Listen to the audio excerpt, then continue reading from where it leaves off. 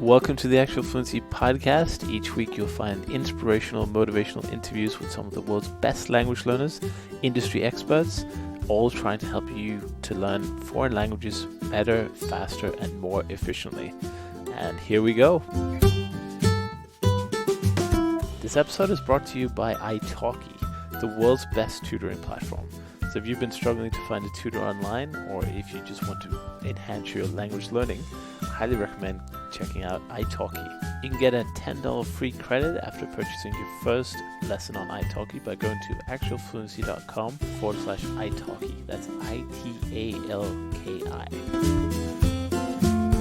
Hey everyone, and welcome back to another episode of the Actual Fluency Podcast. Today I'm talking to Scottish polyglot Maureen Millward about her experiences learning more than 9 languages and also co-organizing a new event for language learners in Edinburgh, Scotland called the LingoFringo. So if you're interested in a new event in January, go check it out, LingoFringo, and otherwise really enjoy the episode with Maureen today. I come from Scotland and now I live in Northern England. I didn't learn languages as a child. I was brought up in a monolingual household. I didn't really start any kind of intensive language learning until about age 16, which was Spanish. When I was at school, I did French and I passed the exam, but I couldn't really have a conversation with a native speaker. So it was only years later, once I'd been to university, I studied languages there, and then I started working in finance. That gave me the opportunity to travel to Italy and Spain with work. I was also working with a lot of people from other countries in Europe, so I was able to use my languages on a daily basis. And it was through that where my languages really started to improve, and I started to become interested in learning different languages. So it was then I realised that I learn best by speaking the languages and not through studying with books. And then later on, there was the invention of Skype and italki, which has changed everything. And it's opened up a whole new world for me, because now I can learn any language I want. I can speak to someone face to face. I know it's over the internet, but it's just as good for me. Because where I live and where I'm working now, I don't really get the chance to use my languages like I was before. So having access to italki is really important to me. I've even been able to learn minority languages like Sicilian, Napolitano, Welsh, Calabrian Greek, also known as Greco. Wow. So I have a keen interest in these smaller languages as well. Fantastic. And this is actually news, so you might not have heard, but italki have graciously sponsoring this podcast, so I'm a big fan of them as well. And I saw you, is it true you've done over 1,000 lessons? Yeah, it's about 1,300 now. Right, that's amazing. That's real commitment. But why do you think you got the interest originally? If you were in a monolingual household, then why did you decide to go to university for languages? Where did that come from? Well, I think I did actually like doing French at school, even though the teaching was really bad. And well, I didn't realise at the time how bad it was, but I did actually like learning it. And then I started Spanish at age 16. I had a really good teacher, and things changed from there. Really, I became more and more interested in other languages. I didn't travel so much at that age. But once I got a little bit older, once I got to about 18, 19, and I was able to travel a bit more, it just increased my interest in languages because I was able to use them in the other countries. So I do travel a lot now. Since I started working after I left university, I've always travelled as much as I can, really. So that's like making use of the languages again in the most rewarding way, I would say, because you have a completely different experience if you go to the country to travel around and you speak the language, especially to a really good level. It really enhances your experience. Yeah, definitely. That's the goal of many listening to this show, I imagine, going to a different place and speaking that language. But before you can do that, you have to get through the early stages and Hmm. get into that groove. So how do you? I mean, you've studied so many languages now. Have you found that you've changed your way of doing that over the years a lot, or have you come back to sort of the same formula? And if so, what would that look like for you starting out? No, completely different Right. because now I, I I prefer to learn from speaking from day one, really. Mm. So as a beginner, I know some people prefer to use books and they'll do self-study for a few months before they speak. For me, I don't like that because I find that I just don't retain the information. Mm. I retain the information much better if I'm using it, if I'm speaking. I can't really explain why that is. It might just be the way my memory works, but I feel like that's the way that I need to learn is by putting it into practice. Hmm. I do find listening helps as well. Listening to podcasts, I find that really useful. But I think the speaking is what really helps. In the early stages, I do have to prepare obviously in advance before I'm fluent.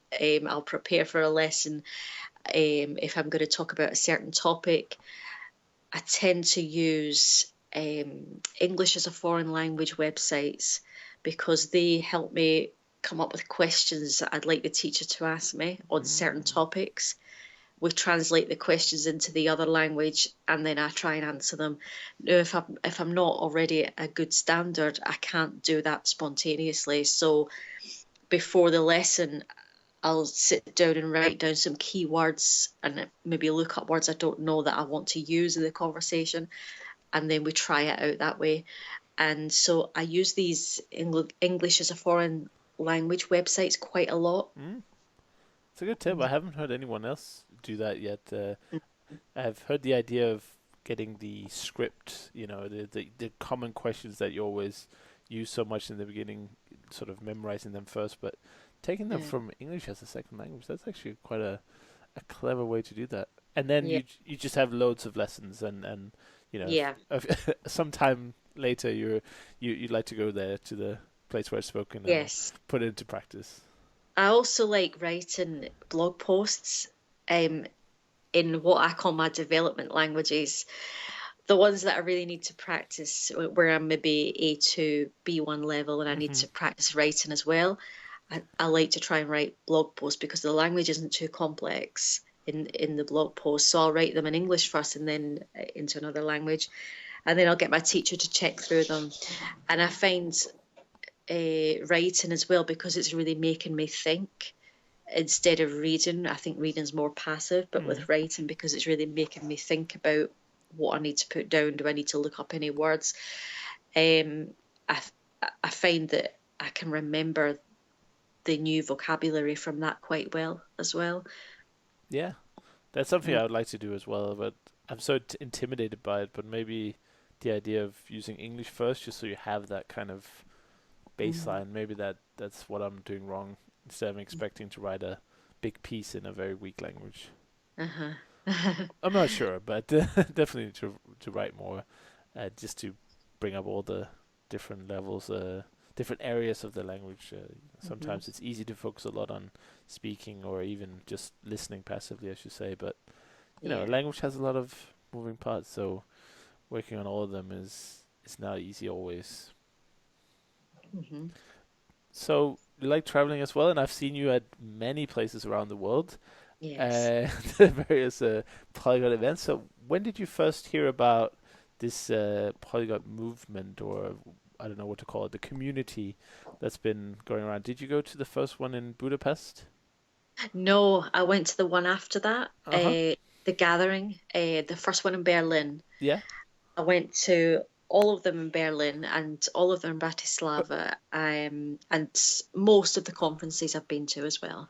That's 4 years ago, I think, that it Yeah, something started. like that. Yeah, Uh, March 2014. I was yeah. there as well for Berlin. Do you remember how you've discovered that? Was that a Facebook post or It would have been Facebook, yeah? because I was following people like Benny Lewis and some of the other well-known polyglots, and I presume it must have been within the discussion within these groups, or on these pages, and that's how I found out about it. So I had a really good time, and I've made it part of my regular travel plans every year. Uh, I don't book anything else in those months so that I can try and go. Right. And what is your main aim when you go to the events, and what do you usually get out of them? Um, I think now it's actually meeting up with friends now. It's quite different Mm, to what I thought before, because I have made a lot of friends at these events. There's a lot of people go to them regularly, um, and the social aspect has become more important to me now than listen to the presentations. yeah. It's changed a bit, and I always meet new people as well. And it's really nice to be able to meet lots of new people who have this same passion. Yeah, it's a great community. I find they're so lovely people. All of Mm. the people who come, and it's a good reunion every year. I feel like, especially the Yeah, gathering. yeah. It's a good chance to catch up. And then what do we have next year? We have Bratislava again, the last time there, and then Mm. it's Japan as well. That's quite far. I'm not sure Yeah. I'll make that one. Would be interesting though. Yeah, I've already booked for both. Right. Yeah, you're clearly a professional. I'm just the amateur when it comes to polyglot travels. But it's highly recommended, I think. I've talked about it a lot here on the show that these events can be life changing. For me, the first one certainly was. I don't know Yeah. if you had the same experience, but Yeah, definitely, because where I live, I don't have anybody in my local area who I don't have anybody I know who has these same interests as me. mm, And it was just so nice to meet all these people who have the same passion, and I can talk about all these things, languages all day, and the things I really like doing, with people who want to listen hmm as well, and definitely. who are really enthusiastic about it. And that was really a new thing for me. And I'm glad I've discovered it, and I'm glad that I've been part of it for these last few years, because it'll probably stay with me forever now. I wouldn't like to go back to the way things were before I Right. became involved in the community, really. No, I Mm. agree with that for sure. It's just a lovely crowd, and for many people also, I think if you get to that group of people, you can't help but be amazed and inspired. Like, it's just amazing the topics ranging from obscure uh, endangered languages to how to do online dating in Esperanto. This the Yeah, spread of topics is just all of it, and yeah. it's just a really welcoming group of people. So if you have that doubt that whether or not you can go for learning some foreign languages or not, Well, then that's uh, the best place. what else has happened as a result of becoming involved with the polyglot community? When I've travelled to different countries on my own, outside of the polyglot events, I've had friends to meet up with in other Mm. countries, and that's all because of this polyglot community. It's a truly global community, and I'm Yeah, always impressed. Like you heard about those people who came from New Zealand to New York, and it's just crazy commitment to travel halfway around the world to go yeah, for. yeah.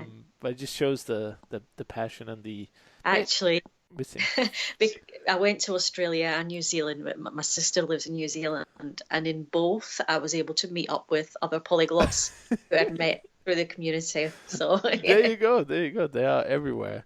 And I'm sure Japan will be no different. I'm sure we'll see some of the yeah. familiar faces and Mm-hmm. some new make a lot of new friends as well. So hopefully I can make it. Mm-hmm. At it's looking like a very nice place they've chosen just from Yeah, the pictures. It looks incredibly scenic just yeah. about there. So that'll be nice. And I guess this is a perfect segue really to discuss your own language conference slash Mm-hmm. event. Mm-hmm. Do you want to tell us a little bit about what you have coming up here in January? Yes, on the weekend, the 25th to 27th of January, I'm part of a team organising a smaller polyglot event called LingoFringo, and it's in Edinburgh in the Old Town, right in the centre. A very nice venue. We're in the process at the moment of organising the speakers and going through the topics we'd like to see represented. We've already organised enough Scotland related presentations. Right. So now we're starting to look at other language learning topics or workshops on different languages that people might be interested in. So that's what we're looking for at the moment. So, I mean, obviously, if anybody's listened to this who does want to propose something, by all means, you can contact us through the website. It's www.lingofringo.com, and there is an email address on there. And so we're asking people to contact us that way. We've got someone coming to talk to us about making an income through languages. That one's confirmed as well. And we have some discussions in the pipeline where we've got people who are waiting to see if their personal arrangements will allow them to come that weekend. So we've got some in the pipeline not confirmed yet, so we can't announce them yet. But basically, at the moment, we're considering any topics that come under the language learning umbrella that are not specific to Scotland. Right. Because Scotland is quite an interesting linguistic kind of being, isn't it? I don't know too much about it, but you've got Scots, then you've got Scots Gaelic, and then obviously English is the big player as well. So maybe just since it is in Scotland, do you want to give us just the 2-minute overview of how Scotland's languages are and how they work? Well, Gaelic, also known as Gaelic when you come to Scotland, is a Celtic language very similar to Irish, spoken in the Western Isles today by around 60,000 speakers. We will be having a workshop on Gaelic. A lot of people seem interested in it, so at the event we will have that. It's absolutely nothing like English or Scots. It's completely different. Anyone who knows Irish would probably find it quite easy to learn, but it is very different to English and the Latin languages. And then Scots, on the other hand, is a Germanic language. We're not quite sure whether a lot of linguists don't think it came from English. They think the Anglo-Saxons arrived in Northumbria and it split, where the English dialects, the Old English dialects, spread through England, and another language, the Scots language, spread northwards into Scotland. But it is definitely a Germanic language. It wasn't encouraged the same as Gaelic in the school system going back years. English was promoted as the dominant language and the one we all had to speak, but things are changing now. All right. So what's the languages in schools these days? Well, now we have schools that teach through the medium of Gaelic, which are very popular. There's one high school in Glasgow that teaches everything through Gaelic, and English would just be a subject. It's actually oversubscribed, so they're going to open another one. Oh, wow. Scots hasn't been given as much publicity as Gaelic. Gaelic has been seen as the one we need to, because it has been dying. The Scottish government have put much more effort into trying to revive it. So we have a lot of books now available, a lot of courses, but we're also starting to have books printed in Scots. Lots of people speak Scots. It's very, very common, but we're not used to seeing it written. Right. But now there are children's books, and they're bringing out more material in Scots as well. So we are going to have a presentation about Scots at the event in Edinburgh. Very nice. So we'll have both of them covered. Yeah, that's good. Well, I can imagine that that would be your first instinct when you're hosting it in Edinburgh to really cover Yeah. the local. We have to take a quick break, but we'll be right back.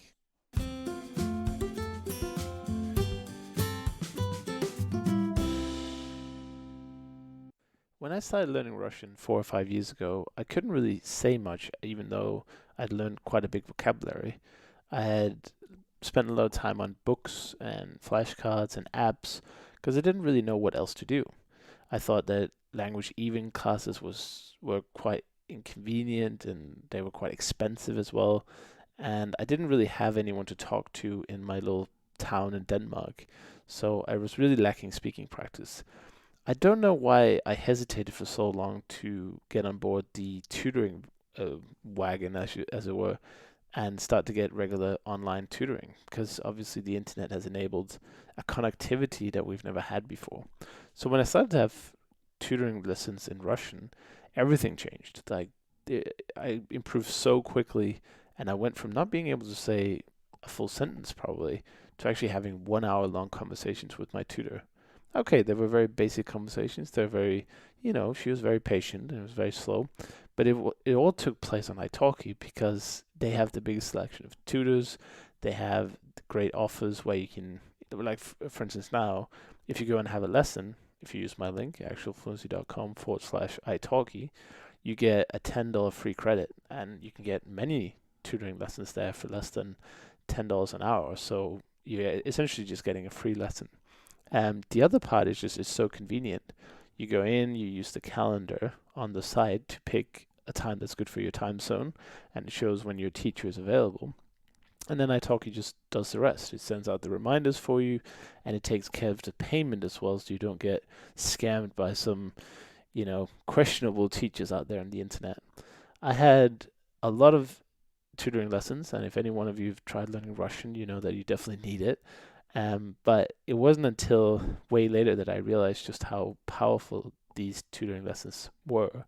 And now I totally 100% recommend it. Like if you can't do any other work in a language, if you find textbooks boring, or if you find any other method like not your cup of tea, there's nothing that beats the speed of which you learn from a personal one-on-one tutor, and you can find thousands of them on italki.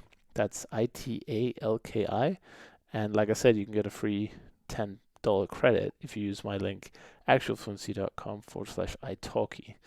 And now let's get back to the episode.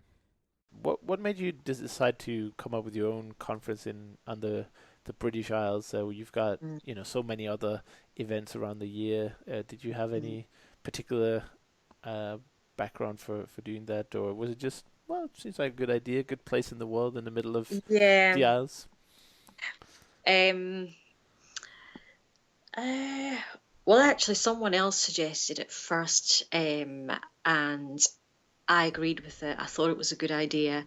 It's quite an easy place to get to, and obviously, it's very scenic. There's lots to do. It's a nice place for foreigners to come and visit, and we thought it would be a good location. So it was actually Gary who posted the idea first Hmm. on Facebook, and I said, yeah, I think that would be a good location. It's very accessible from other countries. Edinburgh has an airport that's very close to the centre. It's very easy to travel around. The old town where the venue um, is mainly pedestrianised, and the distances are quite short, so it's very easy to walk from the venue to the castle in around 10 minutes. There's lots of hotels, restaurants, bars around that area that you can walk to. So we thought it we thought it would be a good idea because it would appeal to. I mean, we get millions of tourists from all over the world to Edinburgh anyway, so it does it because it's very scenic with the castle there and a lot of history. We thought it would appeal to people and with good transport Mm. links. Yeah, that's a great location. Yeah, honestly, it's very easy to get to, many direct flights, and Mm. also I think maybe this could just be me overinterpreting the current climate, but I feel like the UK is kind of moving towards more focus on the minority languages. I Hmm. hear a lot about Welsh. I hear a lot about the the Irish as well, and now Scots and Scottish Gaelic or Gaelic, or how the pronunciation is. I'm sure I'm butchering that a lot. Um, so maybe that's a good push in the right direction as well, to encourage one of the I guess traditional monolingual countries, at least in terms of English being so dominant, to learn more languages and keep developing. Yeah, especially at the moment because of the push from the Scottish government on promoting Gaelic. Um, there's conversation groups in Edinburgh for all different languages, and there's things like there's even a church that does church services in Gaelic. You'll get that in the Western Isles anyway, but in the cities it's less common. But there is one in Edinburgh, so things like that we're going to put in the guide for the attendees. There's things like in Edinburgh the J.K. Rowling, who wrote Harry Potter, she lives in Edinburgh. Apparently, she wrote the books when she's living in Edinburgh, and they have Harry Potter walking tours, but in Spanish, in other languages. So we're going to put things like that in the guide, and actually, the Friday and the Sunday are going to be the optional activities. The actual event with the presentations and workshop is going to be the Saturday all day. Mm-hmm. So the Friday and the Sunday is social optional activities. There's going to be a ceilidh on offer on one of the evenings. We're not sure if that'll be Friday or Saturday yet. What? Sorry. A ceilidh, that's a Gaelic word. It actually means gathering, but it's actually music and traditional dancing. All right. So you're going to teach people some moves? Yeah, we have it. We have these kind of things at weddings and New Year and that kind of thing. It's very common, but it's quite fun to do. So we're gonna advertise that as well and see who wants to go to that. And anything else we can find that's going on in the city that weekend to do with languages. They have ghost tours as well, where you can go underground into all the tunnels that have been closed off. They were houses hundreds of years ago, and they're supposed to be haunted. Okay. And you can go underground and into these tunnels and have a walking tour, and you can do things like that in other languages as well. That sounds spooky. Talk to some language ghosts or something. That would be interesting. No, I think it sounds great, and as always, I'm really happy that people take initiative and actually put an event on it in their town or country, just to. I mean, I don't think you can have too many language events. It's just not possible. You know, you might not be able to go to every single one of them, but the more opportunities, the better, right? Well, I think the other reason why this was suggested, because with the conference going to Japan next year, it won't be accessible for everyone in Europe who would normally go to a long weekend in Europe. So this was another reason why it was suggested, and they didn't want to have it at the same time as any of the other events. But it's just that some people felt that once a year, a meet up once a year is not enough, really. People want more than that. Yeah. So if they couldn't go to the conference, they were only going to have one meetup next year. So we thought it would be a good idea to offer something else in Europe, even though it's a smaller event. It's still an opportunity for people to come in and mix with the community again. Well, that's how it starts, isn't it? You know, you don't know in a few years' time you might have 500 people coming to Scotland for the 5th annual. Yeah, That might happen.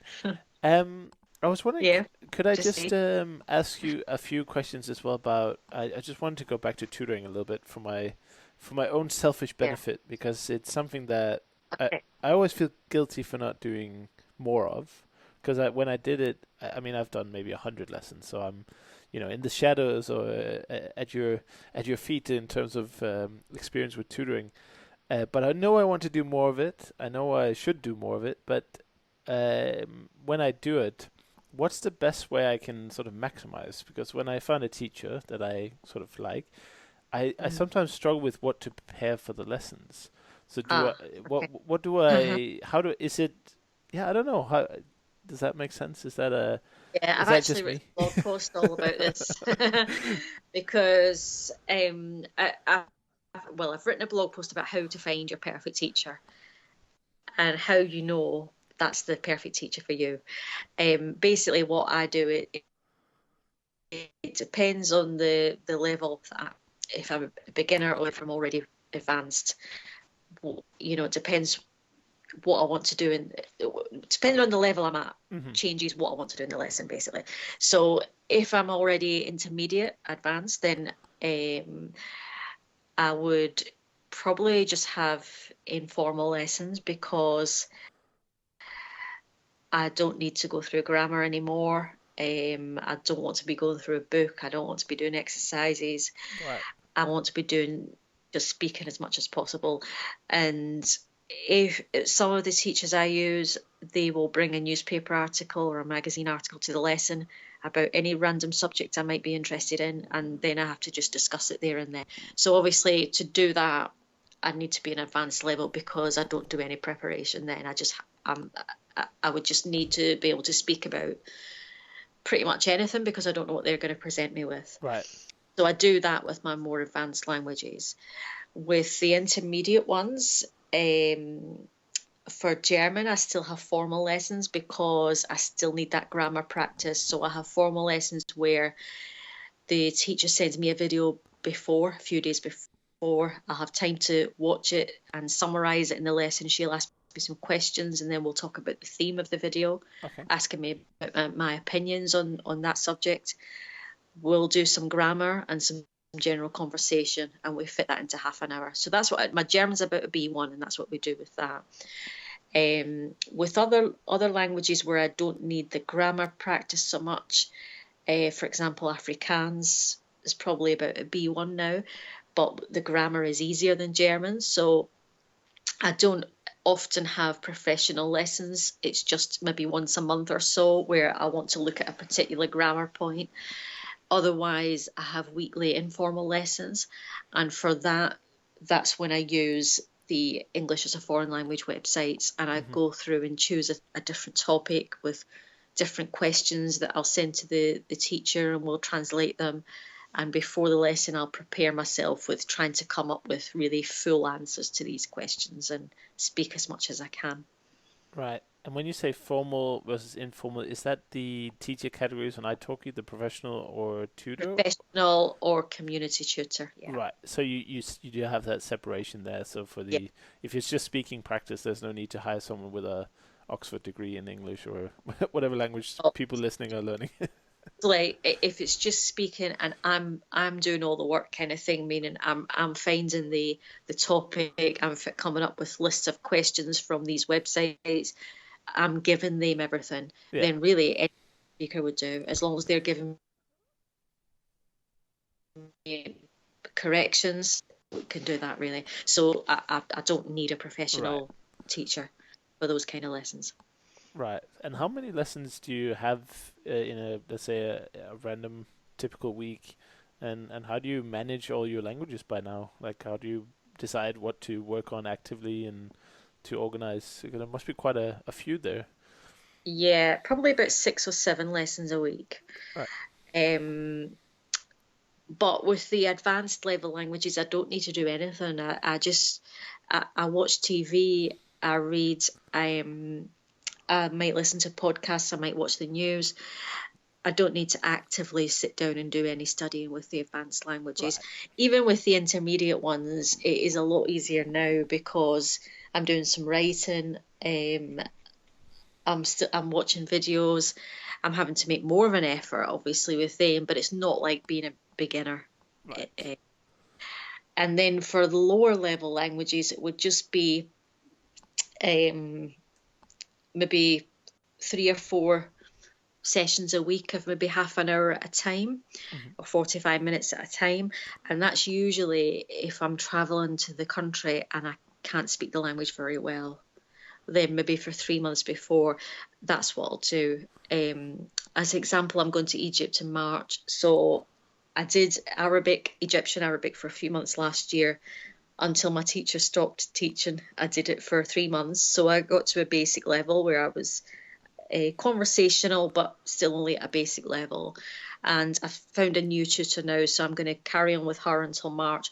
But what I do is I always prioritise my best languages. So the 7 best ones that are already B1 or above, and they have lessons in them at least every week or 2 weeks, and they're the priority forever, really. Right. And lower level ones will change from time to time, because I find that because I'm maintaining these others, I don't know whether I'll ever have time to learn any new languages to that level again, to an advanced level again, just because of lack of time.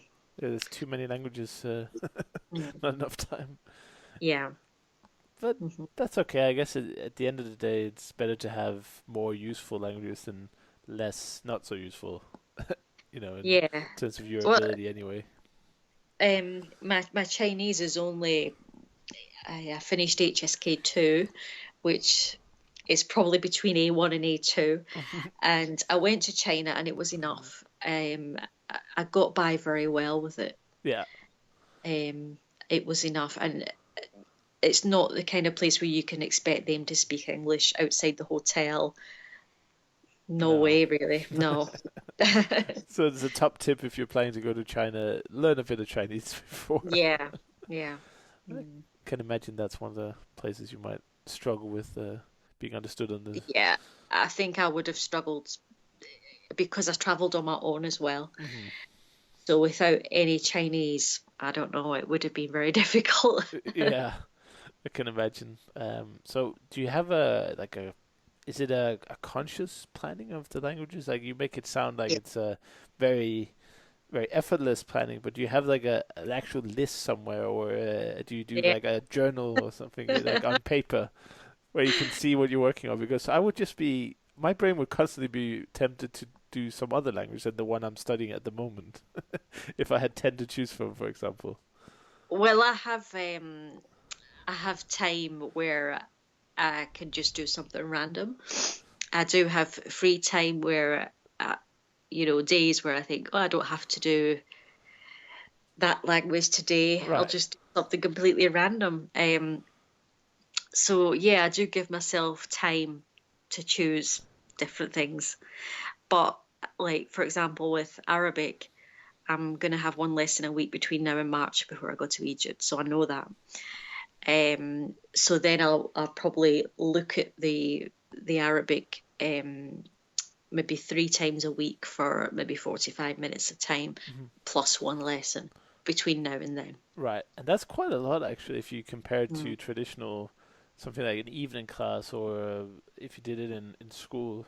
I used to have, I think it was 1.5 hours of German a week in primary, and it's good to get something, but if you tally it up with all the holidays and, half terms and whatnot, you're left with almost nothing on a year Yeah. basis. But if you do a couple of hours a week, most people can find that time, then it really adds up quick when you're doing it on your own as an independent learner outside the schools. Yeah. Yeah, and it's knowing what to spend the time on, good quality materials as well, and activities that, are useful. I don't spend time with flashcards very much, Right. really. I get bored with that. Yeah, it's definitely a hard activity, I think, to do a lot of. And I don't know, I go back and forth because the thing with flashcards is they are so effective. You really do learn the words. But what I haven't seen much of is like sentence-based flashcards where I don't have to make the sentences myself. Because if I'm making the sentences myself, it takes forever per card, and I might as well not do it. So for me, that's kind of like, okay, there's no point in spending half an hour making a flashcard. That shouldn't be, and you really miss the context, I think, often. Yeah, you can learn single words, which may work for languages that are very grammatically similar, Hmm. But if it's any way different and you have endings or cases, I would say it's actually not good to do flashcards at all. It's counterproductive, you know. Yeah. Yeah, because I've been doing quite a bit of Slovak recently, and um, obviously I get to practice the cases in the lesson with speaking, but I always do some writing in between lessons, and we have a shared Google document, and the teacher can look at it as well in between Mm. lessons, and that's where I get to practice the cases. And I find by writing is how I memorize words as well. I also keep a Google Sheets document, and I upload new vocabulary into that, and then I can access it on my phone as well, and I can highlight in red the words I'm struggling to remember. Mm. So I tend to do that rather than flashcards. Yeah, that sounds like a much better solution because you getting the words that you actually don't remember. You're doing a very Mm. targeted approach, whereas flashcards you're bolstering a vocabulary you might never use. Yeah, and it is my own choice of words what I put in there. Exactly. And it's also full sentences, so I can see the cases, and what the case endings should be Yeah. in Slavic languages, and um, I've been using that system now for at least maybe 3 years, and for me that works really well. Yeah, because you can't learn one language. I mean, one language, one word Mhm. at a time in the Slavic languages because you'd just be so Mm. useless for speaking. Yeah, it's Mhm. great that you know 25 cases of the same word, but you won't be able Mm. to speak it because your brain is completely stuck when you get to the word. Yeah, It's much better yeah, to hear it in the context of the sentence or yeah. as a fixed expression or Hmm. I still remember fixed expression from my German class in 6th grade. I would say Hmm. something like meiner Meinung nach. You start with that Hmm. and just say something after that. It would be the Hmm. correct case in that case. Instead Yeah, of just memorizing nach and mein and Meinung and then figuring out what the endings should be, you yeah, just memorize it as a phrase. It's to me it's a big difference. But yeah. I can understand why people get hooked by the flashcards because they do work, like I said. They're great for Hmm. memorizing facts, Hmm. but and they do reward your brain with all these like neurochemicals, so they can be quite addictive. Hmm. But I've really begun to question their sort of long-term efficiency. Bit like Yeah. similar to Duolingo, actually. Hmm. It's a bit of fun. I don't think you should. I mean, if you like it, keep doing it, of course. But Hmm. really focus on the context is something that Hmm. I have learned in the last year or so. And it's Yeah. funny how I have talked to 100, more than 100 people on this show, and I just keep figuring out what's important. And obviously that will change from person to person. Yeah. I see some people doing some amazing things with flashcards, and you can do contextual flashcards as well, but it's Hmm. just not for me. It takes way too long. So Yeah. Yeah. And it's because it's inputting everything as well before you start. yeah, Yeah, that's what I find. It's just too time consuming. But there's also people who'd say to me that they don't have Skype lessons because they learn very well from books. mm, It's just different learning styles, because I know going back years before we had Skype lessons that learning from books, yeah, I could still learn, but not anywhere near the extent that I've been able to after Skype lessons. yeah, I agree with that. Or if you do learn something, it's going to be a very kind of awkward to speak level. You might be able to understand and speak some. Maybe your vocabulary is even great sometimes, but Hmm. it's just putting it together, Hmm. understanding it in context. I think is the missing part. And I Yeah. also find the books quite boring, to be honest. Hmm. Most of the time, I'd rather read a book in the original language and just kind of go through Yeah. it. That would be better for me than because these sentences that show up in these books they're just not very useful Yeah. at the Yeah. best of times. Hmm. Even if they are sort of useful sentences, I might as well just come up with my own useful sentences and then Hmm. learn that way. Learn Hmm. in need and not just from overstocking that basic vocabulary. Yeah, especially if I'm going to a new country and I haven't got time to learn the language in depth. I just want maybe a few lessons to focus on just what I'm going to need. So for me, that works better than buying a book and trying to find the answers I need from it. Because if I go to a teacher and say, I've only got time to have 5 lessons, I need to learn the basics of this language before a trip. Let's do these topics and cover them in the 5 lessons. And then I've got what I need. And then I'm confident as well because I've practiced with a teacher. So I'm then confident going into a shop or a restaurant and asking for what I want because I've done it with somebody else. Yeah, exactly. And that's a big thing I find. Mm. But then again, that's also that can be a challenge for some people. For instance, I get really nervous before Skype lessons. Just I don't know if it's because it's a foreign language or because I'm a little bit introverted, but I just when they teach you just before the call, it's just a really nerve-wracking, and sometimes I wish she would just cancel and we wouldn't Uh-huh. make the lesson. But once in the lesson and it starts to flow, then it's amazing. Then you've got I Yeah, don't know if it's adrenaline or what it is, but it feels pretty good to yeah, when you get going. So sometimes it's just overcoming that initial fear, just yeah. booking the lessons in advance, like a couple of weeks in advance, or just a few weeks maybe, Hmm. just so it's there. It's in the calendar. I don't have to book a lesson for tomorrow because I've already booked for the next 4 weeks without thinking. Yeah, That's something that I've found works if you're a little bit nervous, which I know a lot of people are, because it's talking to a stranger in a language that you're not very good at usually. yeah. So you've got some massive, like your brain is telling you that you're useless and worthless and Mm. low confidence. But it sounds like you have a very extroverted approach, so that's not really Uh, a problem for you. Um, well, it is if it's a new teacher who I've not used before. I do get a bit like Ah, that. Once I get to know somebody and I realise that I gel with that person and I'm happy to have lessons, carry on and having lessons with them, then I don't get that feeling at all. But before I've used someone for the first time, I do feel a bit like that. all right. Yeah, so it is like a trial thing because not every teacher is suitable for every student. Mm, It's sometimes it takes you a while to find the right kind of personality and the right kind of teaching style for you. And that's the only thing that would make me nervous, really. Once I've found that and I've found the right fit, then I feel I feel quite relaxed about it then. And it just becomes something that I look forward to doing. yeah.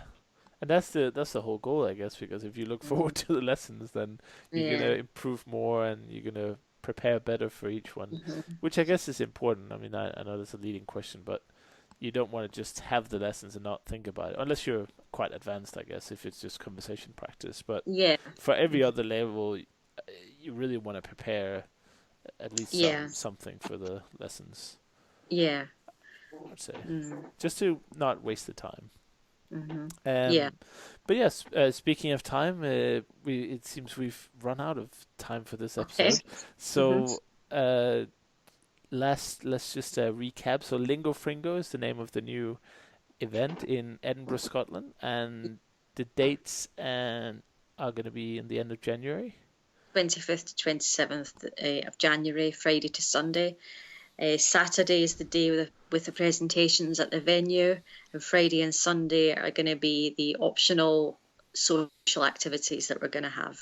Right, you can get optionally intoxicated in the Edinburgh nightlife, presumably. Yeah. Fantastic. And if people would like to know more about you or get in touch with you, do you have your website or social media? Which one you prefer? I have a blog. It's languagelearningjourney.wordpress.com, and that's probably the best place to find me or to contact me because I've got a lot of information on there about myself, about where I've travelled to, and about the different languages I've studied. Fantastic. Well, thank you so much for taking the time to come on and share your passion for learning languages and your new event. I really appreciate it. No problem. Thanks for having me.